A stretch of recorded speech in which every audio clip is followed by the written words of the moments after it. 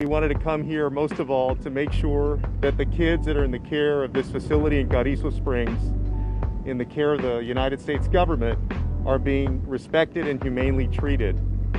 And also to make sure that these children are placed with their family sponsors or relative sponsors as soon as possible. I know that over the last few weeks in particular, but over the last few months, there's been a lot of discussion and some folks would say controversy over the conditions at the border. We need to be clear about something. President Biden inherited a situation where the previous administration had sought to dismantle the infrastructure for processing asylum seekers and settling asylum seekers in the United States. It was an administration that was run in many ways on these issues by Stephen Miller. And during the pandemic, the Trump administration took advantage of that fact and sought to expel every single person who was coming to the United States to seek asylum, which people are allowed to do around the world, not just presenting at the United States border, but at any border around the world, consistent with international law. So the Biden administration has tried to respect international law and United States law. As y'all know, there are still many folks under Title 42 that are being summarily expelled. Unaccompanied minors like the ones we saw today are not. They are being processed and their asylum claims are being considered. I think all of us would agree that the pictures that we've seen at the CBP facilities, as they've often been now and in the past, are horrendous, and that nobody should be kept in those conditions. Those are awful conditions. That even these facilities that have better conditions than the CBP processing centers are not the places for kids. That kids should be moved quickly along to their family sponsors. So we were here today to check on the status of the children. We had a chance to have conversations with them. There are folks that were from Guatemala, Nicaragua, El Salvador, many of the places in Central America. They told us a little bit about their journeys and about their lives. Most of them have family members here that they're trying to get to while they have their asylum claims processed. We also had very good discussions with the leadership of this facility, BCFS out of San Antonio, about practical recommendations for the Biden administration to speed up the process by which asylum claims are considered so that people don't have to wait either in these facilities, but most certainly in the CBP facilities that we've seen pictures of again recently. And so we're here today to find solutions. We're here today to go back to Washington and offer recommendations for how this process can be improved, how the asylum process can be improved, and people's human rights can be respected. And so we came away today with the feeling that we have something to share with the administration. The administration also visited here a few weeks ago. There have been other delegations, both Republican and Democrat, that have come through here. But most of all, our focus is on a solution to this issue. We're glad to see that the administration, the Biden administration, is building up the capacity to handle kids, the kids who have presented themselves for asylum. Y'all have probably heard that there's going to be at least one facility, if not two facilities in San Antonio, also a facility at the Dallas Convention Center, and another one in California, in San Diego, perhaps in other places. But again, the ultimate goal is to get kids into the safest place, which is with family sponsors, so that they can have their asylum claims processed. And so I'm going to turn it over now to Representative Ilhan Omar, who was once a refugee herself to this country. And each of the members of Congress will introduce themselves and make their remarks, and then we'll be glad to take some questions. Representative Omar. Good afternoon, everyone. I'm Ilhan Omar. I represent Minnesota's 5th Congressional District.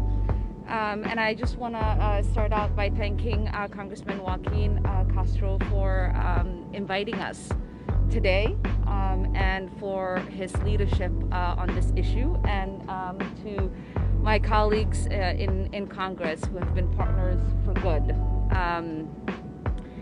I think being here and listening to these kids, hearing their stories, their hopes and aspirations, is a reminder that this isn't about politics and it isn't about playing games. It's about the humanity of these children. It's about respecting their dignity, and it's about empathizing on what it means to be in their situation. And for me, it took me back to being a young kid, just like themselves. We met today 13, 14, 15, 16-year-olds.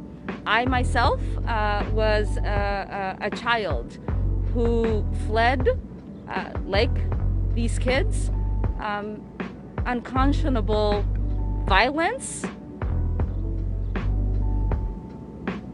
situations I think oftentimes we forget to consider here in our comforts in the United States that many across the world are living with, even our closest neighbors. And what I was also reminded is that oftentimes when we are having these conversations, you'll hear people say, you know, couldn't the president just tell them not to come? Couldn't, you know, we have messaging and signals sent from an administration, from leaders that tell these families to be responsible and to not put their kids through the horrendous journeys that they're putting their children through. And what I want to remind people is that when my father was making a decision for me at the age of 8 to flee conflict, he was making a decision for me to live. That was the most reasonable and responsible thing a parent could have done. And so I know that for the parents that have made the decision to have their kids take on this journey are making a responsible decision because they want their kids to live, to have an opportunity. And what better place, right, to do that than the land of opportunity. And I know that people who are living in these conditions are not turning on the news to see who's president, right? What will they be met with when they come to the border? They are thinking about what it takes for them to survive. That's the decision they're making. Some of the kids we had conversations with today, when you ask them about, you know, what did you want us to tell the president? What conversations do you want us to share? They're like, I just want to be treated with dignity. I don't know who the president is, right? Because majority of the people are not, you know, political animals like we are. They're looking for an opportunity to survive and to thrive. And so I know that there's a lot of conversations we get to have about the politics and the logistics of all of this. But at the end of the day, at the center and the heart of this conversation are children. Children who are fleeing unconscionable situations, who desperately need for us to meet them with dignity and humanity, and to make sure that we are living up to what international law dictates and what our laws dictate in regards to allowing people to seek asylum in our country. So with that, I will hand it over to Congresswoman Barbara Lee.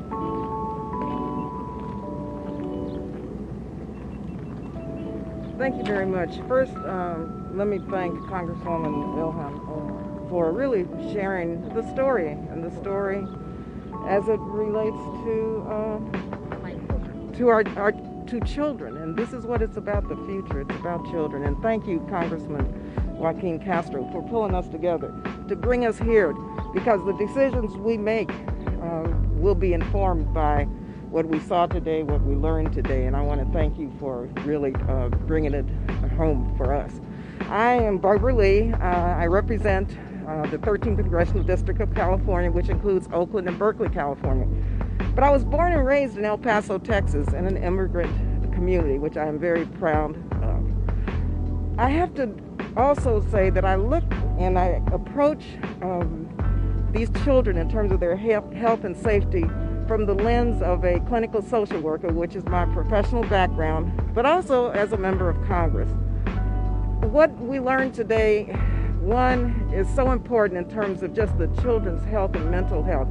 I'm always interested in their mental health especially, and looking at crisis intervention and trauma-informed care, which these young people, as you know, need. And I was pleased, and I visited other facilities under the prior administration, and I was pleased to see and learn that these young people have that type of crisis intervention, mental health services available to them. Secondly, the young people who we talk to, they, even though they've had a very difficult time in their countries and coming here, they have a lot of hope. They want to see their families. They want to talk with their families. They want to be with their families and their sponsors. And so the time length that they spend here needs to be shortened, and we need to find ways to expedite the process so that they can be reunited with their sponsors and or their families. And I think that as a member of the Appropriations Committee, I serve on the Subcommittee on Health and Human Services, and as well as chair of the State and Foreign Operations Subcommittee of the Appropriations Committee with Congressman Pete Aguilar and Congresswoman Jennifer Wexton. I think what we learned today will really inform the funding decisions that we make as we move forward, to make sure that the children's health and safety are a priority, and to make sure that the time frame is expedited so that they can be reunited. Finally, I will just say, as chair of the Subcommittee on State and Foreign Operations, we are working with the Biden-Harris administration to really address the root causes, which Congresswoman Omar and Congressman Castro laid out. And so I'm very proud of my members on that subcommittee who really want to get to the root causes and to work with the Biden-Harris administration, of course, with our Vice President now leading the effort to address the poverty and economic development and violence and all of the issues that underlie what we know takes place and why these children are here. So thank you all again. Thank you so much, Congressman Castro, and thank all the members for really, this is a mission of, I believe, what we have to do, not only as members of Congress, but as human beings, as parents and as grandparents. And so it's really an honor to be here. Thank you, Chairwoman Lee. My name's Pete Aguilar. I'm the Vice Chair of the House Democratic Caucus. I want to thank Chairman Castro, my chairman from the Hispanic Caucus days, and his entire team for helping to organize this trip. And you're joined by a broad cross-section in every way from the House Democratic Caucus on this trip. And we all come from our own perspectives, but we are focused on one of the essential functions that is our job of providing oversight. And we take that job very seriously. Congresswoman Wexton and Chairwoman Lee and I serve on the Appropriations Committee. I serve on the Homeland Security Subcommittee. And like Chairwoman Lee mentioned, what we saw and the conversations that we had will help inform the decisions that we are going to make to ensure that this system becomes better. We all agree that it is a broken immigration system that was compounded by decisions that the prior administration made, from withholding aid to the Northern Triangle countries to dismantling our asylum process. We know that we can do better, and we're pleased to have partners in the Biden-Harris administration who want to help us do that job. So I appreciate the opportunity to come see with my own eyes what is happening here, the conditions, to have conversations with these young people, to understand their perspective, and to see that they have relatives who are willing to sponsor them in the United States. So I appreciate the opportunity to be here, and I will now introduce Congressman Jimmy Panetta from California. Thank you, Pete. Thank you, Congressman Castro, for the second time that you've hosted me to the border. I appreciate that. Thank you to all of my colleagues, and thanks to all of you for being here to cover this. My name is Jimmy Panetta. I represent the Central Coast of California and California's 20th Congressional District. Clearly not a border district, but I can tell you a lot of my constituents have crossed the border. A lot of their families have crossed the border. And so it's my responsibility to be here to make sure that those who cross the border to avail themselves of the laws of this country are treated with the same respect, the same dignity, and the same purpose that are the foundation of the laws of our nation. And what we've seen today and what we've heard today is that it comes down to resources. And unlike the last administration that was unwilling to provide the resources, I do believe that this administration, you are seeing resources being and will continue to be provided in order to deal with the number of people who are coming here, in order to deal with the unaccompanied minors who are here, who, as I just heard personally, are seeking a better life, as their parents wanted for them as well. And ultimately, as I grew up with my Italian immigrant grandparents, that is the American dream. And it's our responsibility here to make sure these young men and women who are coming here have that opportunity to fulfill the American dream. And that's my message back to this administration, is that to continue to work together so that we can fund the resources necessary so that we can continue to work with these men and women who are coming here. And so I look forward to doing that, be it on the Ways and Means Committee, I'm on the Armed Services Committee, I'm on the Ag Committee. All three of those committees, I believe this issue affects us. And so I look forward to working on that and working with all of my colleagues as we go forward to make sure that everybody has the same opportunities that we did. Thank you. I'll turn it over to Congresswoman Rashida Tlaib. Oh. Jennifer Wexton. Well, hello and good afternoon. My name is Jennifer Wexton. I represent Virginia's 10th Congressional District. So Virginia, not a border community, but I did have an opportunity in my previous life as a guardian ad litem to work with some of the unaccompanied minors who were in foster care. And so when I heard what was going on here at the border, I wanted to come and see for myself and ensure that these kids were being treated in a way that was safe and secure and with the dignity that they deserve. And from what I saw here today, I'm very confident that they are. But I also came to see for myself what we can do better and to listen and to learn. And we came away with concrete examples of things that we can do to help speed the process so that kids don't have to spend so long in facilities like this. Things that we should do at the border to help speed their process there as well. And we're also going to have to address the long-term factors as well, because this is not something that arose overnight and we're not going to fix it overnight. So we need to get serious about also dealing with the push factors in the Northern Triangle countries. And I'm very pleased to have partners in the Biden-Harris administration to make that a reality. So thank you very much. It was great to join you here today. And now I'll toss it to Rashida Tlaib. Thank you so much to Joaquin again for allowing me as a member of the House Oversight Committee to come myself and be the eyes and ears for many of our American neighbors all across the country who cannot access these facilities, and be able to look in the eyes and listen directly from the people being directly impacted by us not doing more to have a just, humane immigration system. You know, today a young boy from Guatemala just looked at me and I said, well, what is it that you want me to know? What do you want the president to know? And he said that I'm a human being, and it was that simple for him. And I looked at him, and for me, I want to do right by somebody that just is seeking that kind of human dignity, to be just acknowledged as a fellow being.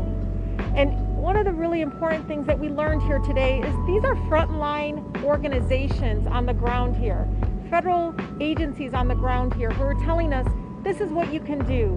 this is what you can do to make sure that children can live, right? And today, as I got off this bus, all I could think of was Jacqueline. Jacqueline, who was only 7 years old when she died in detention in 2018, under our care. I don't want that to happen to any child under our care. So it is our responsibility and our duty to come here, to be the eyes and ears for our country, and to make sure that we do right. What I can tell you is I'm optimistic that if the Biden administration has already sent folks here to listen to recommendations of how we can be able to make sure that these children are not already going through more trauma when they get here. You can hear that and see it in their faces. I'm a mother. I saw it in their faces. They're tired, but they're so still scared. And it's so important for us to be able to, again, understand that these are children. These are children. And so today they gave us those recommendations, and I'm hopeful that this leadership, with the folks that you see here today, will go back and make sure that, again, the resources are here, but also the policies are in place to make sure that, again, that we are treating them humanely. And there are processes now that are legal. And again, we need to make sure that we're following those processes and not allowing people to use these folks as some sort of political pundit. They're not. These are children. And it's, again, very important that we are here to investigate, to fully see it, to have that oversight, and again, do right by these folks. And again, you know, I don't want to hear about another 7-year-old or anyone under our care to have gotten that sick and died. And again, what I saw here today, again, was I was hopeful that we are leading with compassion, finally. So thank you all so much. All right, well, that concludes our remarks from the members of Congress. We have time for about 3 questions. We've got to get back to San Antonio. Some of the folks are going to go on to El Paso, where Veronica Escobar, the congresswoman from El Paso, is having people to inspect the Border Patrol stations there. Antonio. Okay, would you say these kids are better off here than being just let go and roll? Yeah, as I mentioned earlier, and others have as well, the ultimate destination and the right destination for these kids is with their family or relative sponsors. It does take some time to process them, and they're much better off here than they are in the CBP processing centers, where we have seen, not just in the last week or so, but even before, in years past, the conditions at the CBP processing centers, where you have people sleeping with aluminum, what it looks like aluminum blankets and so forth. So this is a much better situation for them, but it's not the right situation for them.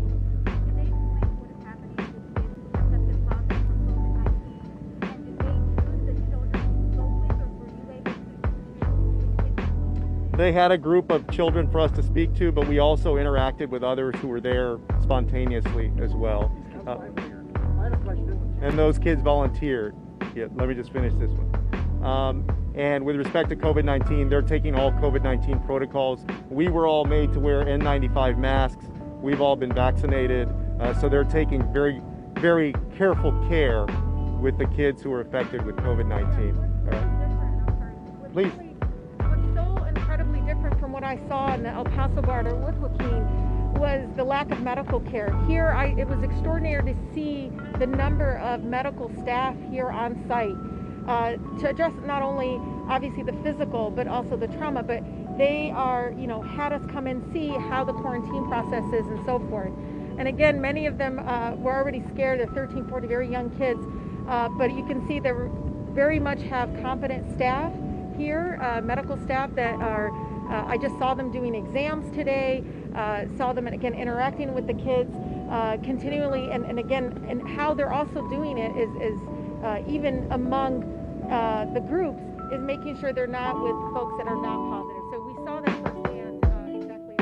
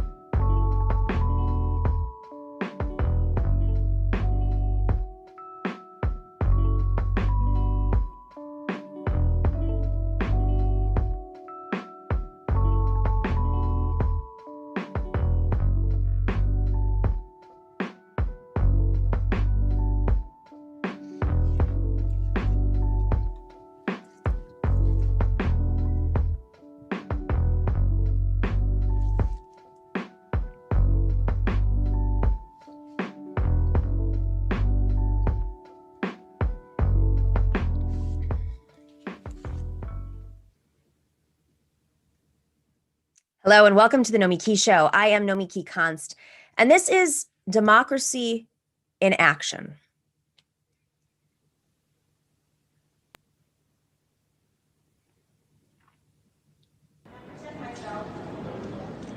The governor is signing a bill that affects all Georgians. Why is he doing it in private, and why is he trying to keep elected officials who are representing us out of the process? Exactly.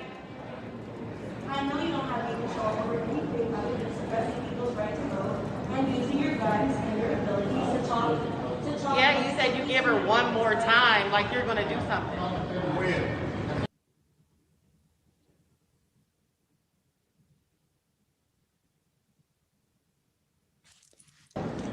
The governor is signing a bill that affects all Georgians. Why is he doing it in private, and why is he trying to keep elected officials who are representing us out of the process? Exactly.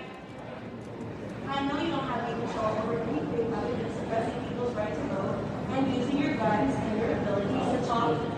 Yeah, you said you give her one more time, like you're going to do something. Are you serious? No, you are not. No. She's not under arrest. For what? Under arrest for what? For trying to see something that our governor is doing? Our governor is signing a bill that affects all Georgians, and you're going to arrest an elected representative. Why does the governor have more power than a representative? Why are you arresting her? That's what I'm asking. Stop arresting her. Why are you arresting Why? her? Cite the violation. Cite the code. What is she in violation of? I want you to cite the code. Cite the code. Cite it. What are you? Cite the code. Cite the code. Cite the code. Why are you arresting her? Under what? Under what? Back up. Get out of the way. Under what law are you arresting her? Why are you arresting her? Why are you arresting her? Tell us now. Why are you arresting her? Cite it. Give me a reason why you are arresting her. That woman knocking on the governor's door, she's my new hero, Georgia State Representative Park Cannon.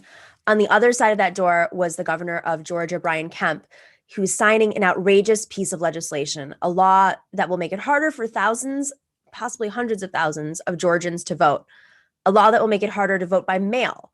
And if you don't want to vote by mail, it'll be harder to find a place to drop your ballot off early because there's early voting.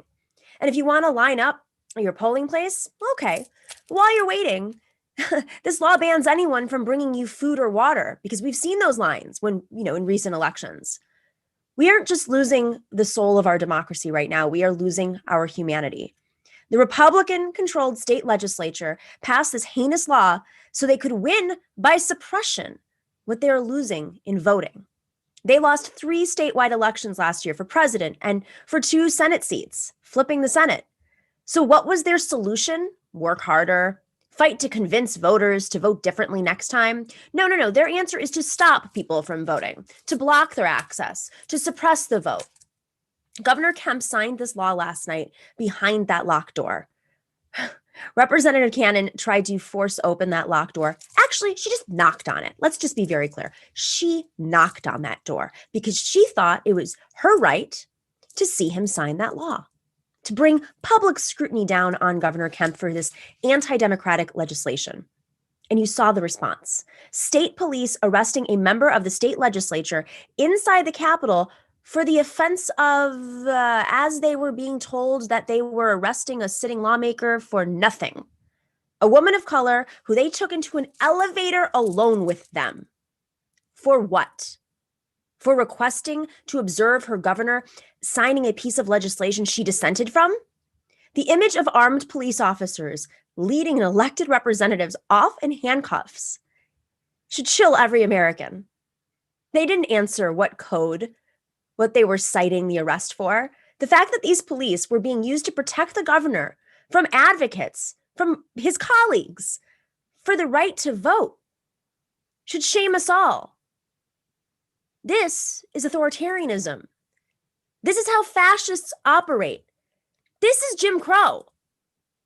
The good news is our country still has a semblance of a rule of law, and voting rights advocates, they sued within hours to block this legislation by Governor Kemp and the Republican legislature. I spoke to one of those. She was fired up and preparing to intervene in every state where Republicans try to undo the power of voters by blocking them from voting.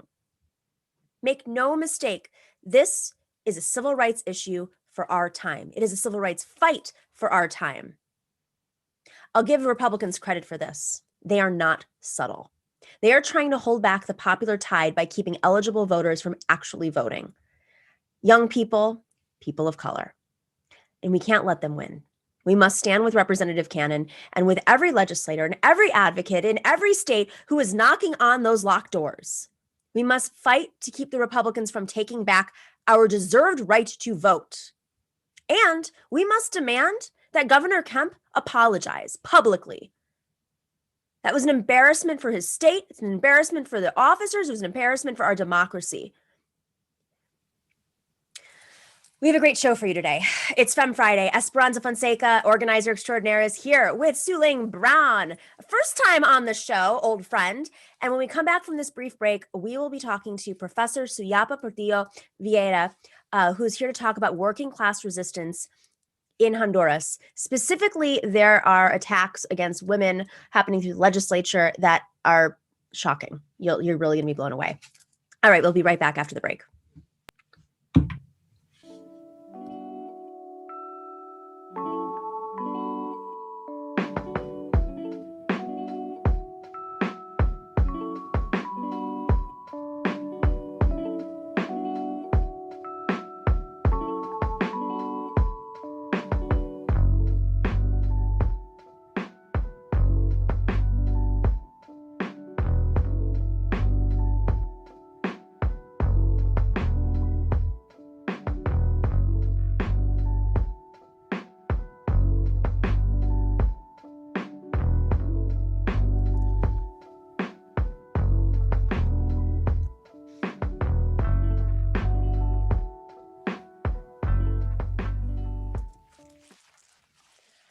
All right, guys, you've heard me talk about Sunset Lake CBD. I did not believe in CBD products. True story. I had bought them before when everybody was hyping them up, and I felt like I was spending a lot of money and it wasn't doing anything. And then Sunset Lake CBD, which is a farmer-owned company that ships CBD products directly from their farm to your door, I discovered them. They have all sorts of products for everybody. They offer tinctures, which help me sleep at night and get those aches and pains away. Gummies, salves when I have little like breakouts. It immediately helps out. It's also like really calming because there's arnica in them. And then they have coffee as well, which is amazing because like you get the energy from coffee, but it's this chill energy. All of these products are designed to help with stress, aches, and pains. And it's originally, the Sunset Lake CBD farm was originally a dairy farm at the Ben & Jerry's. Yeah, the Ben & Jerry's dairy farm in Vermont. And they decided to diversify and grow premium hemp. When you're a customer, you are supporting sustainable agriculture that enhances rural communities and creates meaningful employment in those communities. And their minimum wage is $15 an hour. Take note. But also, the employees of Sunset Lake CBD own the majority of the company, and they support, through advertising, independent media like our show, The Nomiki Show, The David Pakman Show, and those guys over at The Majority Report. I love their products. I don't advertise for things that I don't believe in. I love the gummies, but I've had to pull back on the gummies because I'm trying to cut out sugar right now from my diet.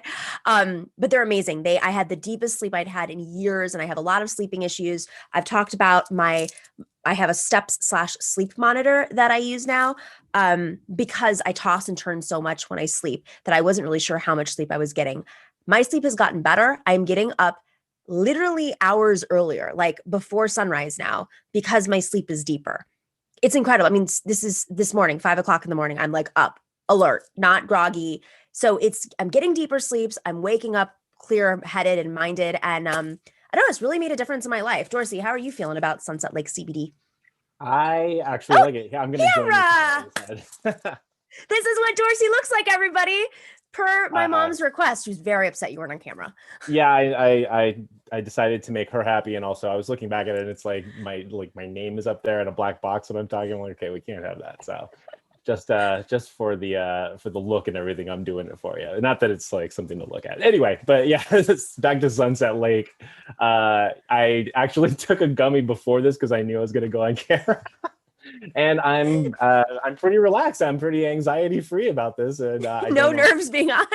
Not really. I don't really like to be on camera, but yeah. So big fan in my household, and I'm trying to get my parents into it. I've sent them some, and I haven't heard back from them. But when I hear back from them, I'll report back and let you know what they think. But yeah, they're the same as me. They're kind of like, we tried CBD. It didn't do anything for us. But for me, as soon as I tried it from using the majority report code, I was a big fan. And now I get to use the Nomiki code. And I'll be putting in my tincture order using that code very soon. My parents love it. We ordered some stuff. They ordered some stuff. I think my aunt did as well. It's like I gave some fudge to my aunt because they sent us this like lovely fudge pack. Oh my God, it was delicious. But like I said, I'm trying to cut down on sugar. So I gave my aunt, and she was like, this is amazing. I don't get that weird edge. It's delicious fudge. And the fudge tastes like really good. So you have to just be careful, like, because it's just like eating fudge, and then you're like, oh man, I'm really relaxed. You're not high, but you're really relaxed. Really relaxed. No, it's like you said, the deep sleep. It's like, I don't sleep very well. I've never have. And, I'm only going to get a certain amount of hours of sleep every night anyway, no matter what, if it's good sleep or bad sleep. And, since I've been using CBD, especially Sunset Lake, it's just relax, man. I'm really awake. I think that's why I'm waking up so early, or I'm just getting older, because I think that happens when you get older. Don't do that, people. Don't get older. I've been old forever, I think, because I just never get any sleep. Do you remember when we used to, I was always like, I can't wait to be older. And then you go to the, I can't wait to not have a birthday. Yeah, I got over that real quick. I was like, I can't wait to be older. I'm like, oh my gosh, it's coming. Okay, now let's slow this down. They don't tell you about the aches. All right, guys, if you want to go check out Sunset Lake CBD, you can use the promo code NOMI, NOMI, for 20% off of your entire order at sunsetlakecbd.com. Use that promo code. It's NOMI, NOMI, for 20% off of your entire order at sunsetlakecbd.com. All right, we will be right back with our special guest.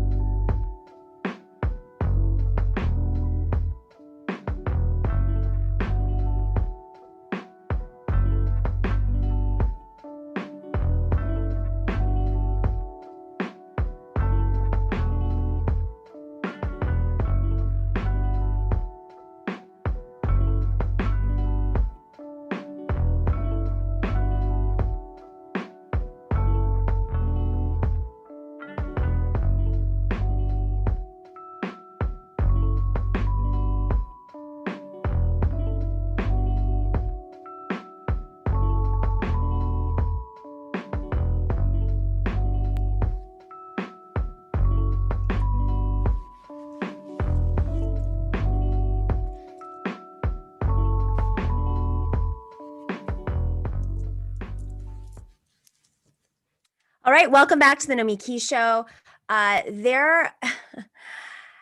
This is Femme Friday, as everybody knows, and we try to open up,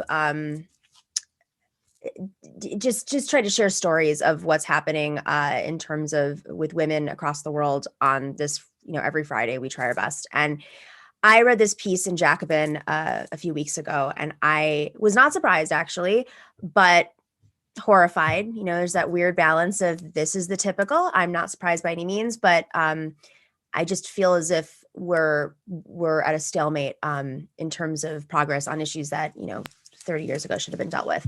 Our next guest is Suyapa Portillo.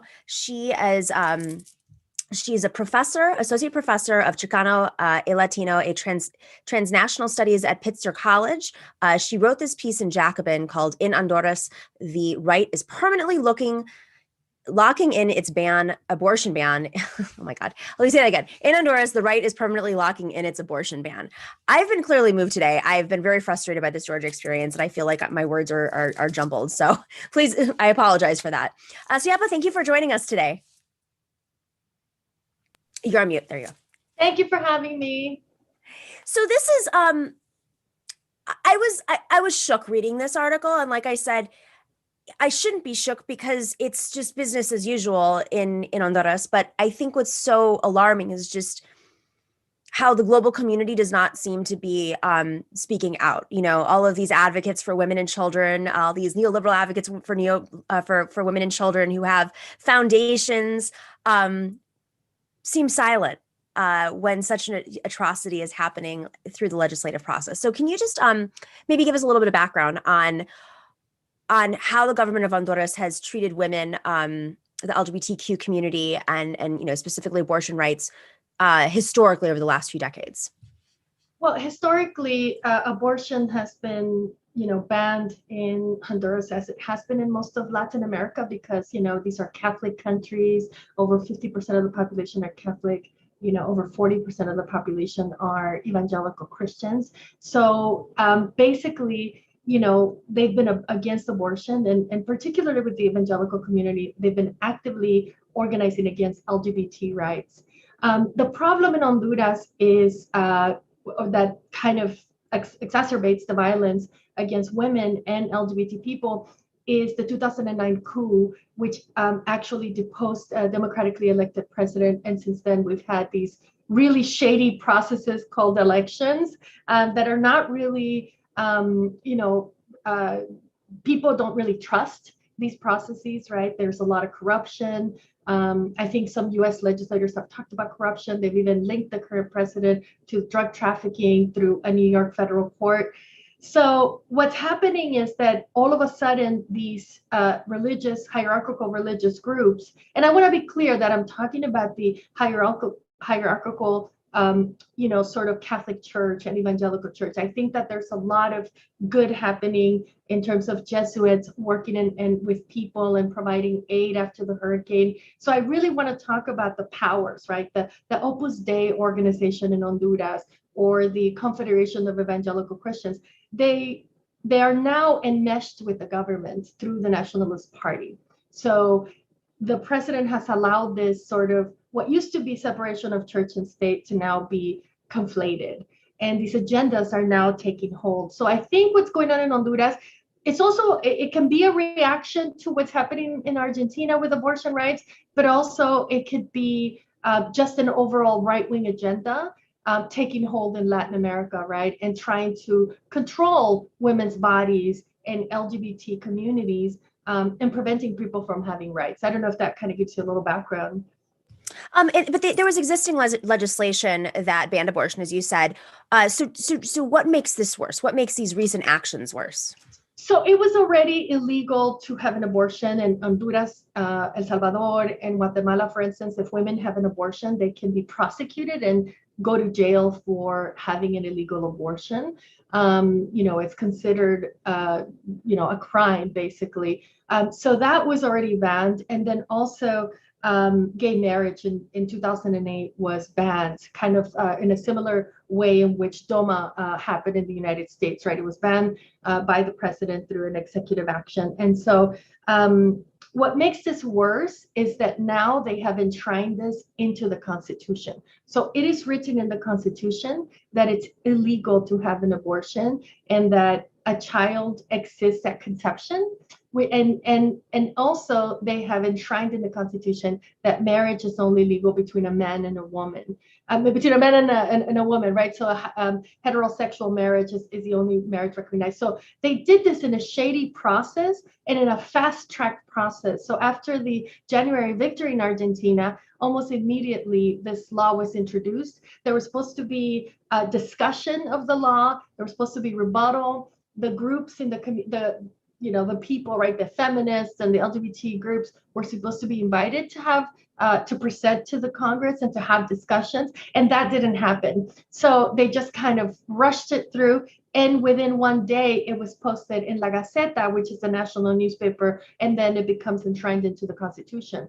This makes it almost impossible to change. You would need 75% of Congress to vote to change it. And even in the United States, we can't get 75% of the vote on almost anything. And it's almost impossible to do that in Honduras. So that's the difficulty here. So, aside from the violence that we're seeing, right, over 600 women are killed a year in femicides that go uninvestigated. We've had over 300 murders, mostly of trans women, since the coup d'etat in 2009.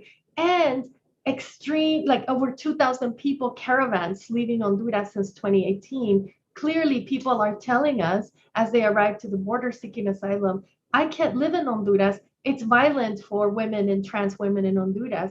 And clearly, this is not the answer to address that violence, right? This is actually punishing the victims themselves.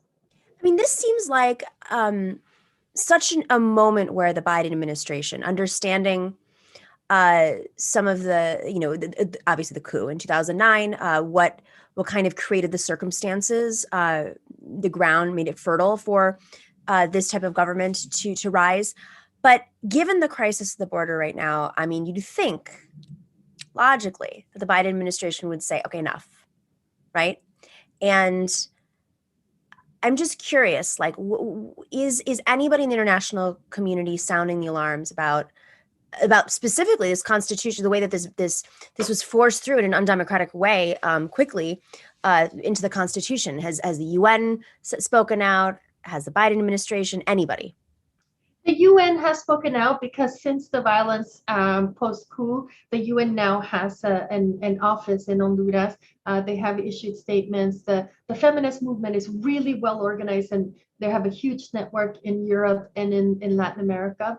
But as one of the feminists told me, really, they have to exhaust all possibilities for change within the nation before they can really take international action. But you have to kind of exhaust all those possibilities. So they are going to rebuttal. They're going to go to the constitutional. They're going to rebuttal this constitutional change and exhaust those internal channels before they go to the international community. But yeah, there hasn't been an outspoken anything from the Biden administration. I think that one of the things that's critical to understand is that Biden was part of the administration that executed the coup d'etat in 2009 when Hillary Clinton was Secretary of State.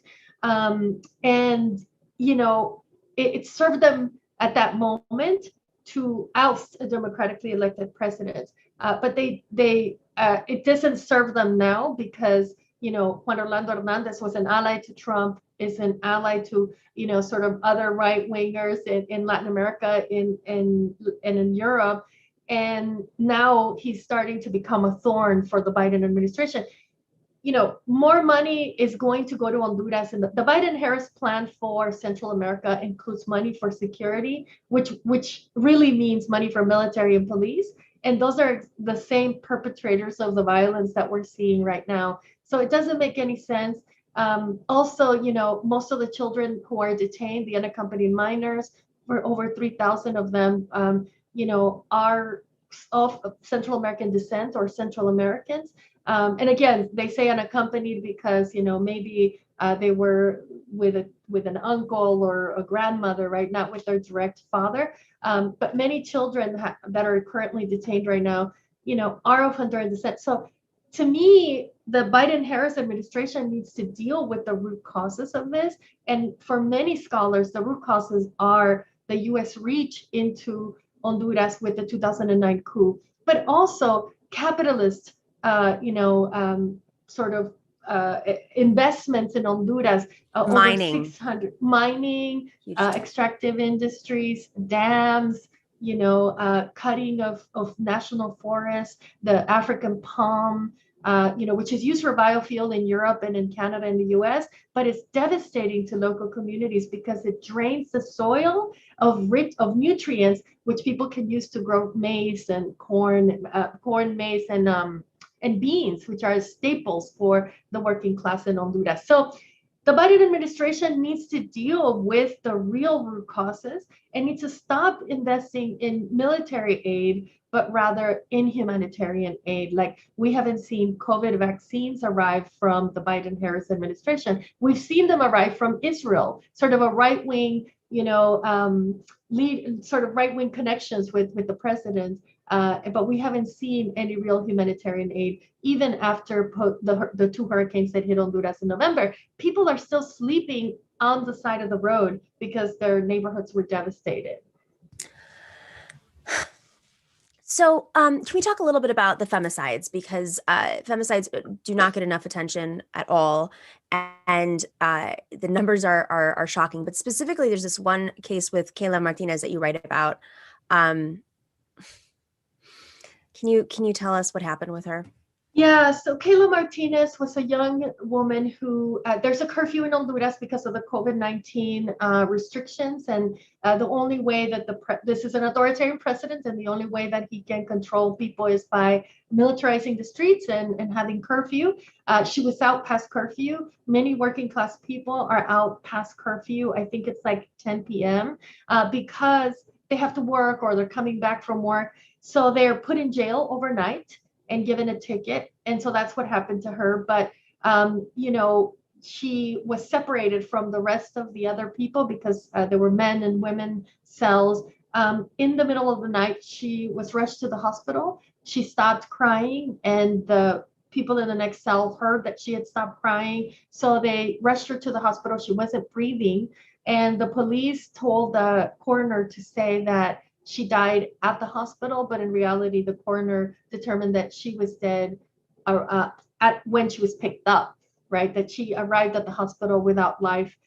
This is really shocking, and it proves in a very concrete way. And the reason this got attention was because people started to protest. That this happened in La Esperanza in Tibuca, which is the area where Berta Cáceres is from. Where her famous femicide happened in March of 2016. And so it got a lot of attention for that reason, right? And links the police directly to what happened. Normally, it's really hard to link the police. It's really hard to link the military. And so in this case, it was very, very public.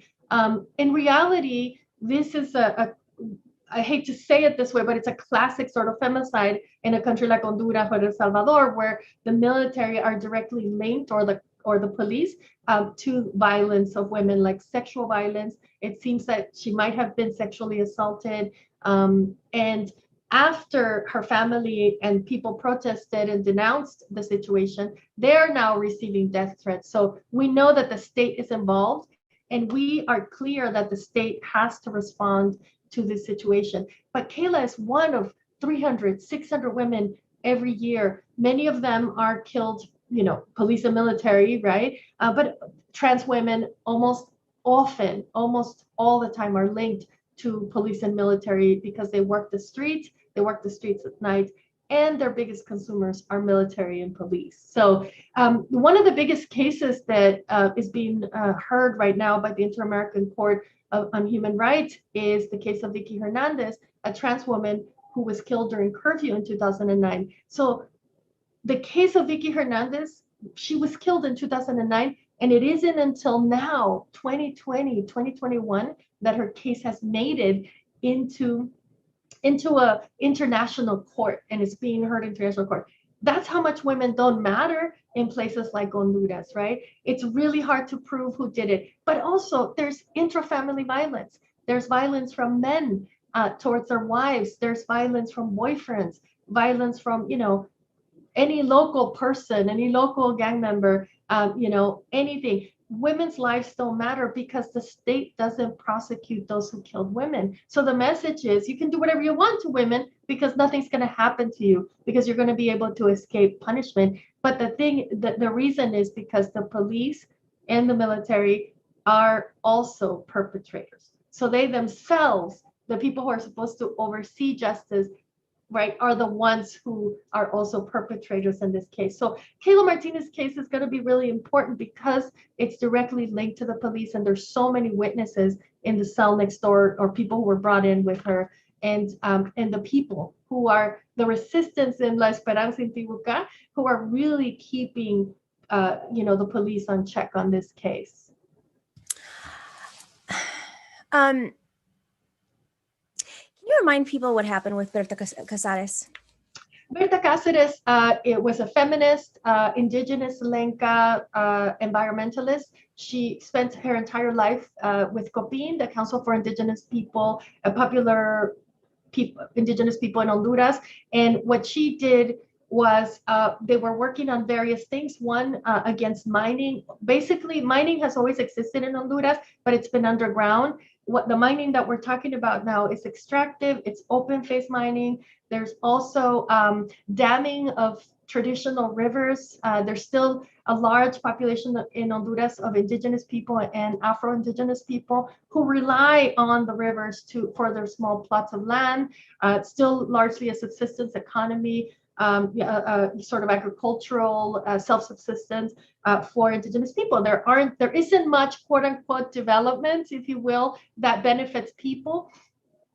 They want to dam rivers to create more electricity, and they want to cut trees and in national forests. All of this is presented to people in Honduras as development, but again, it's not development for people because for mining, over 90% of the funds go to the extractive companies, and I think 1% stays in Honduras. So the community doesn't get very much. So she got involved in this process for the last 10 years and has been protecting the rivers. The last river she was working to protect was the Hualcarque River, and this river was an indigenous river that many indigenous people, the Lenca people, came to this river for everything, for food, for water, for their plants, for rituals, right? It's a very symbolic river.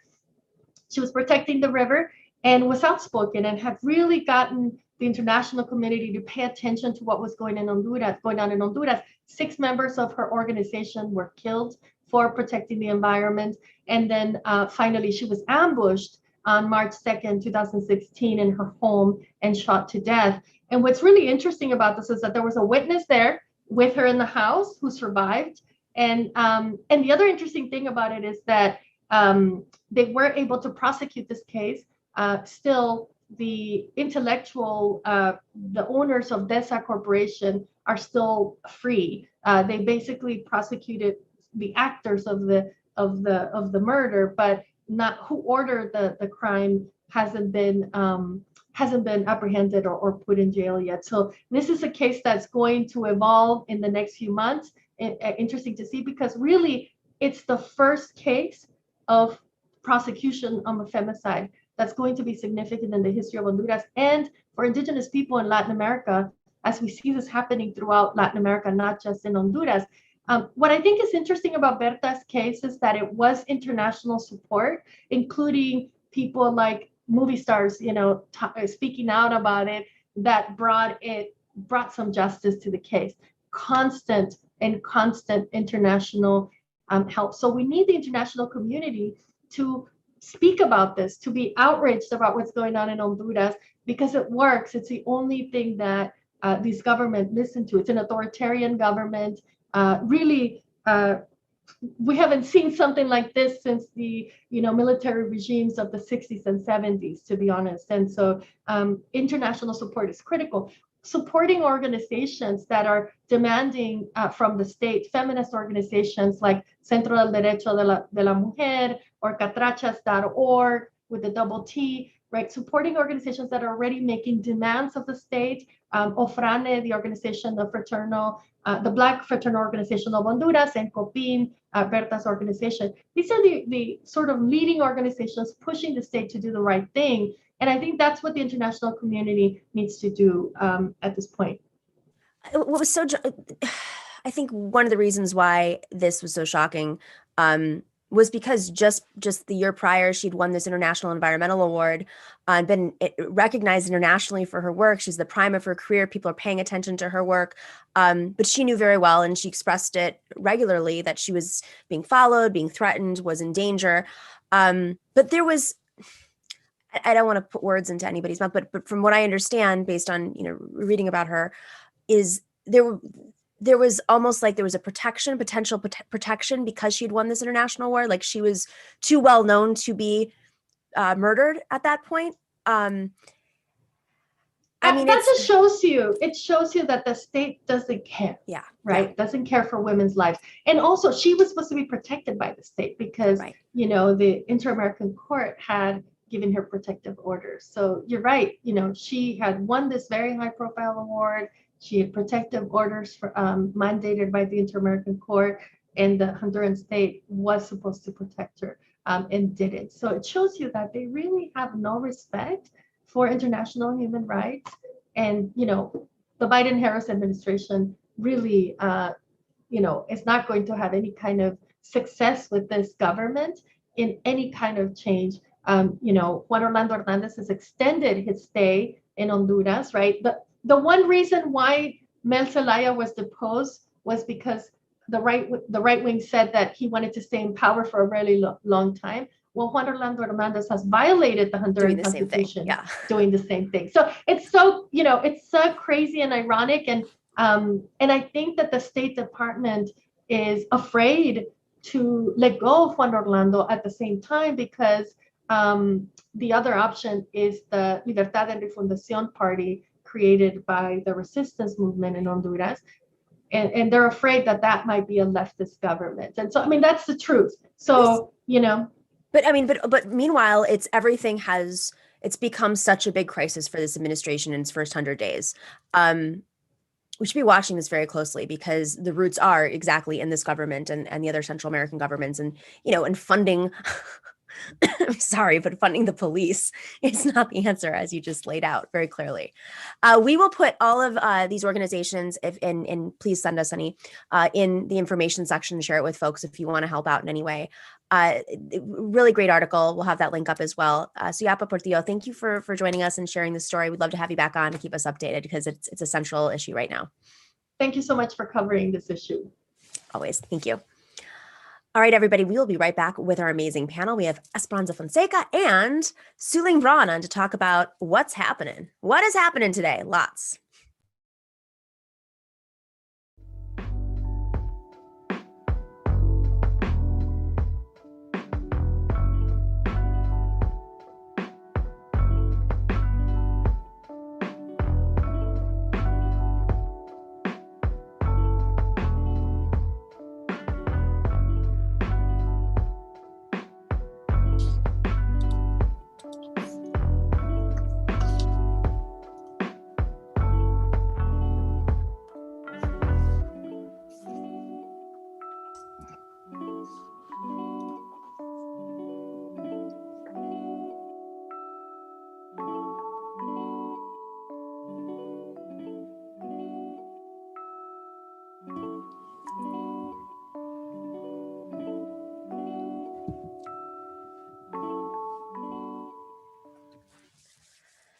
Welcome back to the Nomiki Show. Welcome back, Esperanza Fonseca. She is a labor and policy organizer and a member of Affirm. And for the first time, we have Sue-Ling Braun. She is the founder of Another World is Possible. She is also a director with Durable Goods and formerly the creative director with Buzzfeed and at Upworthy and Viacom, all these big, horrible corporate companies. Just kidding. Buzzfeed's pretty crappy right now, I gotta say. They've always been crappy. Clearly, you didn't have to sign anything. I was freelance. Oh, there you go. Yeah. There you go. Which also shows why. All right, so lots of news today. Dorsey is saying LOL because he used to work there too. Oh, did you? We'll talk Dorsey, about our that producer, later. yeah. Okay, so in New Zealand, we have great news. New Zealand has a socialist government. I love it, a socialist feminist government. And as a result, they get good things like paid leave following a miscarriage. Wow. Juxtapose Honduras with New Zealand. Look at this. Our friend Kenzo Shibata says, this is feminism in action. Girl bosses firing people is not.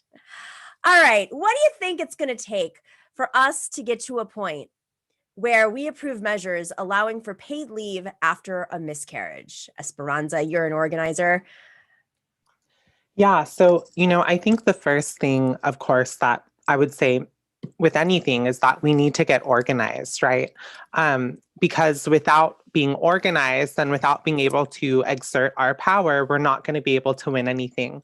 At the same time, however, I also think that we need to keep in mind that these reforms in New Zealand can be reversed at any moment, right? In the same way that all of the welfare state reforms that, were given to workers, back during the so-called golden age of American capitalism were all reversed, right?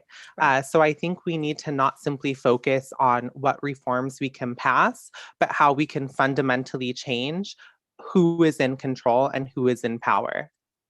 And, it's interesting that you say that because we just finished up this segment about Honduras and how they enshrined it in illegally, probably enshrined it into their constitution that women cannot have abortions and anti-LGBTQ legislation that existed, but they put it in their constitution. The right wing did, and it takes 75% of the legislature to pull it out of the constitution. So it makes it very hard. The right wing is very good at this, Sue-Ling. They're very good at making sure that they never stop, and they want to make sure everything is permanent. Well, there's a theme today, and that's that it's a crime to be poor, right? And it's all related: gender, the misogyny, the racism that we've been seeing. And the other theme, I think, is that we need to be organizing from the ground up, from the bottom up, because that's where the real change happens. Like, we're going to talk about Echo Park in a little bit, but we're talking about council members. We're talking about Brian Kemp. Sorry, guys, my first time.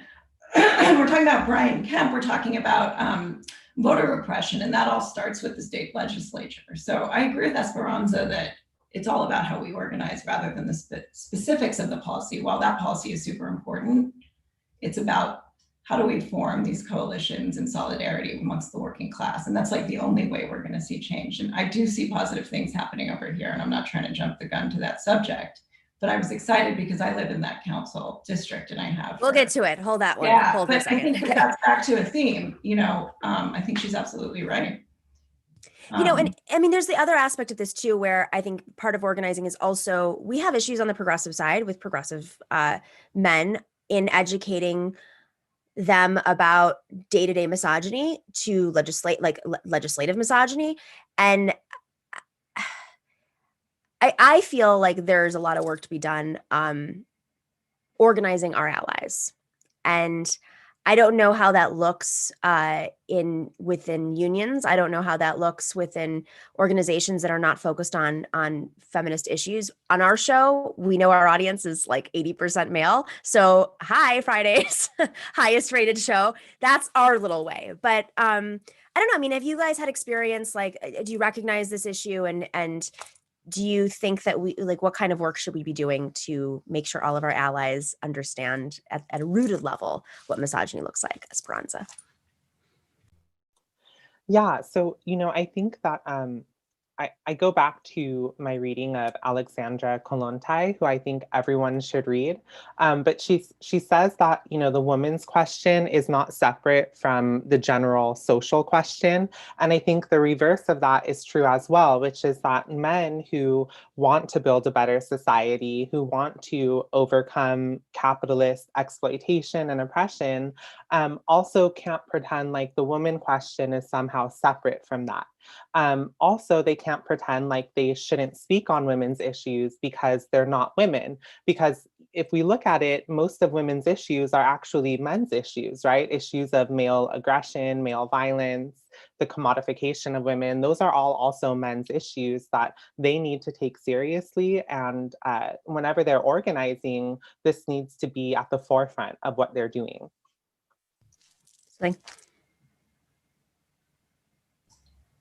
I think a lot of those issues are systemic, those gender issues, that kind of aggression, because you kill the feminine in yourself.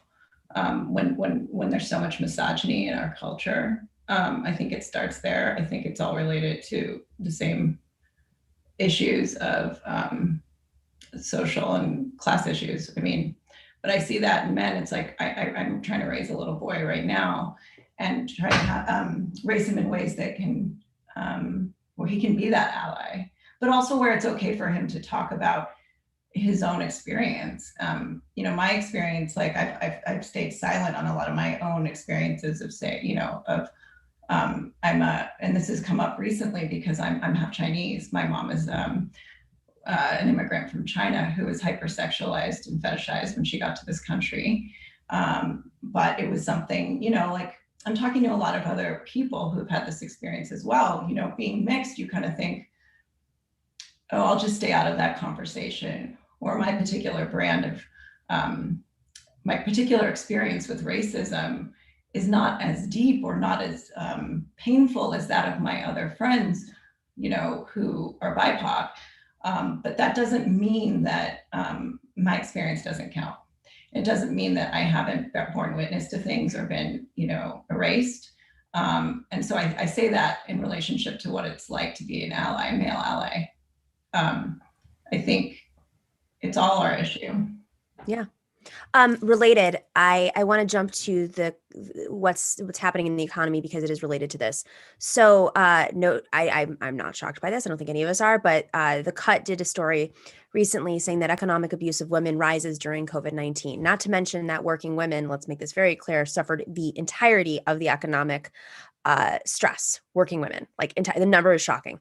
And now we see that economic abuse is allowed to flourish during this pandemic. There were mistakes made during the pandemic, the exacerbation of the pandemic, rooted, in capital, rooted in right-wing governments. I think we're very familiar with what got us here. But, there's crises that capital takes advantage of, like a hurricane wiping out, an island or a city. Disaster capitalism. This seems to be like a different form of disaster capitalism. Maybe they're rewriting it now. I mean, whether it's Amazon making more money than ever because, they lucked out, people bought things on it, but it was just how their money was invested. But an exacerbation of exploitation of women, it's classic. There's nothing new about this, but is this the new norm, Esperanza, when we have a crisis? Yeah, I mean, I don't think it's the new norm. I think that it's been the norm. If you read Caliban and the Witch by Silvia Federici, which you all should read, she talks about how the exploitation and mass rape and violence against women is actually part of the foundation of capitalism, how capitalism came to be. Every time there's an economic crisis, women are, the hardest hit. Whenever, capitalist countries invade other nations and, sort of take their resources and their land, they also take their women, whether you're looking at this continent in the United States or, Thailand or the Philippines, et cetera. Women are always hit the hardest by imperialism, by colonialism. And when you look at economic crises, another place that this is very clear is in the sex industry. Whenever unemployment hits, it usually hits women the hardest. And that's when the capitalists in the sex industry, like the CEO of OnlyFans, for example, jump in to try to push this American dream narrative that, you lost your job, et cetera. Well, here, you can make a bunch of money here, really, while he's just using her to make profit for himself and his company. Sue-Ling, you've seen this. Yeah, I mean, I feel like it's just mask off right now, everything, right? I mean, the thing is, like, luckily we have shows like this, we have independent media, we have Twitter to expose all these things. You know, not that many things have changed. It's just in everyone's face right now. So, you know, with COVID, it's like the frontline workers are majority BIPOC women. I mean, it's like, but that's not being discussed. This is so furious. I mean, I'm sorry to jump in. No, this is what drives me crazy, you know, and you're both very familiar with labor and work in labor.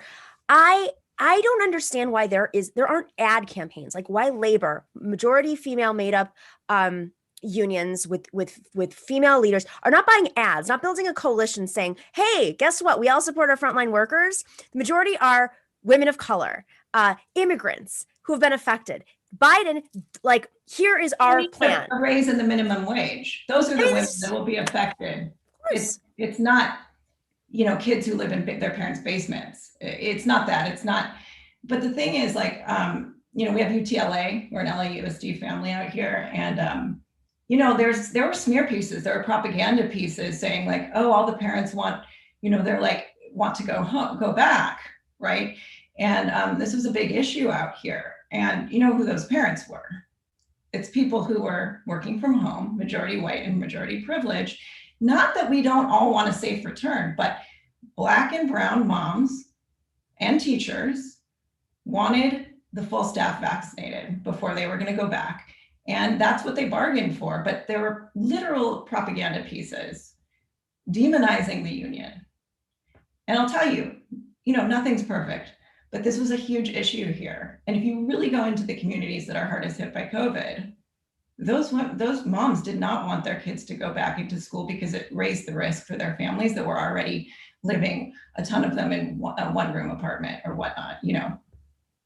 So, and it is a pandemic of class. It really is. And you know, most people who I know that have gotten it are people who can work from home, and you know, for better or worse, their viral loads are just lower. They're not out there reinfected anyway. Right. They're not being exposed or on the front line. I want to shift real quick to what's happening in Echo Park. You guys are both you're both in LA. There was a protest last night.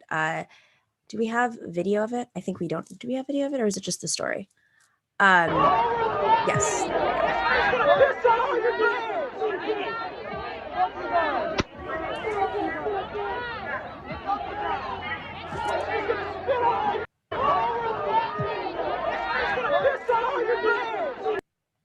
So this is video of protesters in Echo Park, LA, who were protesting an encampment being like torn down. There's a destruction of this tent encampment for unhoused people. As we're in the middle of a pandemic, as we're in the middle of an economic crisis, as people some are being evicted, some aren't. I mean, there's a housing crisis that existed before, and it's just going to continue to get worse and worse and worse. You saw the police force, how they responded.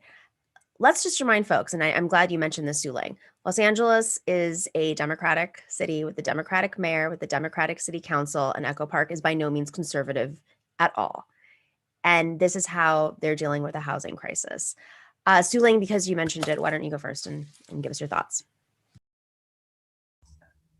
So LA has been like perpetually moving the homeless community, or I'm sorry, the unhoused community around since the '84 Olympics. And there's no active solutions. Our district is it's a great place. I've lived here over half my life, but it's a typical story of gentrification. But what has happened recently is, again, this has gotten a lot more attention throughout the community because I've seen a great rise in like mutual aid organizations, Street Watch LA, K-Town for All, a lot of things like that. But we have a councilman here who is taking a lot of real estate money, developer money. They did a supposed ban on real estate developers giving council members money who are specifically vetting their projects. But they kept this like little loophole in there that allows LLCs and entities to donate. But it's very hard to determine who owns these entities. So what we have here, and we have a massive gentrification problem, and the prices are sky high. So, you know, but we have a demographic and a citizenry that is an activist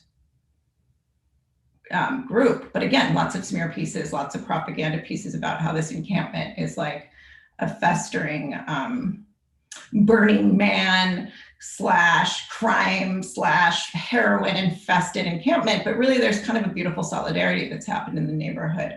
And I'll tell you what, my husband was formerly in-housed. I don't know if you know that, no, you probably do. But my experience, I'm not really sure if you can truly, I don't know, this is a question for another time, be that progressive if you don't have any proximity to struggle. Like, he shifted my views on what that would be like. And I'm proud of that. I'm proud of that for him and for our family. But oh, there's so much to talk about here. I should let someone else speak, but.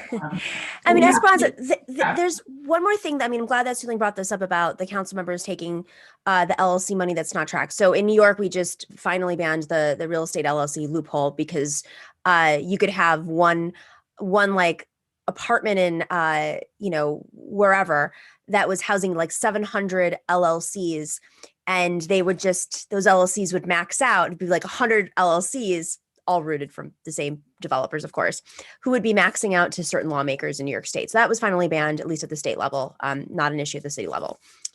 But I find the part of this that really ties back to organizing and democracies, turnout during Los Angeles elections is abysmal. It's bad in New York, it's abysmal in Los Angeles.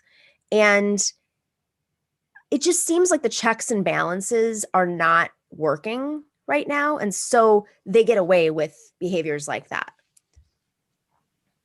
Yeah, I mean, I think that, again, we need to stop doing the same thing over and over again when it's not working and expecting it to change. I mean, the root of the homelessness problem is not in, you know, like different policies or, you know, votes on city council. I mean, the economic system of capitalism has never existed without a reserve army of labor of people who are unemployed. I mean, it's one of the reasons why they're able to drive down wages and not give concessions to the working class. So the root of this issue is a economic, social, political issue. And under capitalism, there will never not be homeless people. I mean, you know, some of you know, I myself was homeless in LA, and there are no resources, and that's not going to be fixed by some policy. I mean, look at the vote of Nitya Raman, who was, you know, backed by the DSA-LA, and then she voted in favor of a development in LA that was, you know, a part of the larger gentrification project. I mean, and her reasoning for that was because she wanted to be equal and, you know, said, oh, it's a systemic problem, not, you know, an individual problem. So I think we just need to understand that, you know, we're not going to be able to solve this issue as long as we exist in the capitalist system under the rule of the capitalist class and their state, which was made for them. And eventually we're going to need to transition to socialism, which will actually address the root of these issues. And when we elect socialists, demand that they behave like socialists and vote like socialists if we're going to go the electoral route. I want to, this one drives me crazy. I just had a lot, Pete Buttigieg, our transportation secretary, has a plan for taxi workers, right? That infuriates me. He wants to tax taxi drivers by the mile. By the mile. Let's play that. Long-term answer. What about a mileage-based tax? So I think that shows a lot of promise. If we believe in that so-called user pays principle, the idea that part of how we pay for roads is you pay based on how much you drive. The gas tax used to be the obvious way to do it. It's not anymore. So a so-called vehicle miles traveled tax or mileage tax, whatever you want to call it, could be a way to do it. Long-term answer. It's not just taxi workers. He's broadening it to users, not workers, users. This was a big debate in New York because there's a debate over like basically taxes over the bridge and tunnels. And it, of course, hurts workers that don't live in Manhattan, right? People who go in and out of the city, and there's an added tax, and very controversial for the right reasons. But this is the guy who, I mean, let's not forget that this administration has been very close to Uber and Lyft, has been very close to the rideshare companies. The Vice President of the United States' brother-in-law legally represents one of them, Uber. David Plouffe from the Obama administration was the head lobbyist for Uber. What do we expect? What do we expect? So let's come up with other solutions. I want to be creative here. Esperanza, if you wanted to generate this revenue, what would you come up with? If you needed to generate the revenue, which of course is a whole other conversation. I mean, honestly, aside, putting the question of revenue generation aside, I think Uber and Lyft should be completely shut down. I mean, I don't like an Airbnb along with it. I mean, I think it's done nothing but destroy the lives of, tens of thousands of workers across the country. Sue-Ling, rapid round. I agree. I can't tell you what the solution is because I can't listen to Pete Buttigieg. I zone out because I can't, his word salad just completely is off-putting to me. I don't even think it's McKinsey speak. I think it's just word salad. So I can't really answer that. I mean, Pete Buttigieg. I can't wait to see. He was my least favorite candidate. He was literally my least favorite candidate in the Democratic primary. 100%. So. I can't wait to see how the taxi unions wreck him. I just can't wait to see the response. I mean, in New York a few weeks ago, we saw taxi workers protesting on bridge. It was so moving to see how they were organizing. I cannot wait to see this administration wrecked for this because it is offensive. It is 90s era McKinsey strategy. I mean, how can you say you're going to put together a $1.9 trillion package and support unions and support workers and then have this effing idiot say this? And he wants a political future? But, I think that's why we can't let this moment pass us without exposing the difference between the form of what the Democratic Party says, that they're pro-worker, et cetera, and then the content of what they actually do, which is just, dispossess us. Look at how, like you said, in Los Angeles, what's happening to the homeless population here, to the working class here. Our lives are becoming increasingly more and more precarious. And when we rise up against that, then we're met with for example, that journalist from The Intercept getting his arm broken from one of those abusive, violent LAPD or LASD cops. So I think, again, this is one of the reasons why we can't be blinded by the rhetoric of the Democratic Party. They're owned by big capital, not by us. And until we have a party and, an organization of our own, we're not going to be able to make the Democratic Party ours. And I think the sooner we realize that, the better.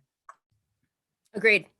But think about how scared they are if they're doing things like breaking a journalist's arm, or some of our colleagues have been pushed to the ground documenting various protests. I mean, the threat is real to them, and that's where we have to focus. We have to focus on rewriting our own stories around what we will accept and these capitalist fallacies that we've been living with. Housing is a human right. Let's get back to that. It is not a luxury, but all of these things are telling us that it is. I mean, if you're not a party that's based in human rights and understanding in the deepest ways what human rights are, you're not going to be operating from that space. Sue-Ling Braun, Esperanza Fonseca, love you. Love Femme Fridays. Thank you for joining us this Femme Friday and for offering your brilliance. Always appreciated. Thank you. Nice to meet you, Sue. All right, we're going to do some shout outs. We have Pete from Oakland says that Georgia video has me shaking. White men with guns can scream in the faces of cops in an attempt to kidnap the governor, but a black woman can't knock on the door. Not only a black woman, a black elected official who deserves their rights. Hashtag defend their butts. Mr. Fancy Pants, Solidarity Forever. He subscribed for 2 months on Twitch. Thank you for subscribing for 2 months on Twitch at Tier 1. Awesome. Kowalski from Nebraska, Sun and Love, UCV Light, and Renee Artist subscribed to Tier 1. Thank you. Patrick Emmerich, I've been listening to the podcast lately, but great show to watch live. Hashtag Femme Friday. Much appreciated. I'm a big podcast person. that's why we try our hardest to kind of make it podcast accessible, because it's hard sometimes, but we appreciate you. All right, who else do we have here? Midi Docs and Mario, thank you for working those algorithms as usual. And our moderators at YouTube, Bob C, Chokin, or the Orb, and Chuck Diesel. And over on Twitch, A Difficult Truth, Dorian Sapiens, Nug Wrangler, Our Means, and Nightbot. Thank you for keeping the chat rooms troll free. Special shout out to Harvey K, Professor Harvey K. I didn't give him a shout out yesterday, and it was noticed. So I want to give him an extra shout out today because he shows up every day. MVP, I would say. MVP of the TNS show. We should get him swag. Or maybe we should make swag with like a Harvey K quote on it. I'll think about that. Anywho, thank you all. Have a wonderful weekend. We will see you on Tuesday. Same time, same place, 3 p.m. Eastern. Stay in solidarity. Solidarity forever.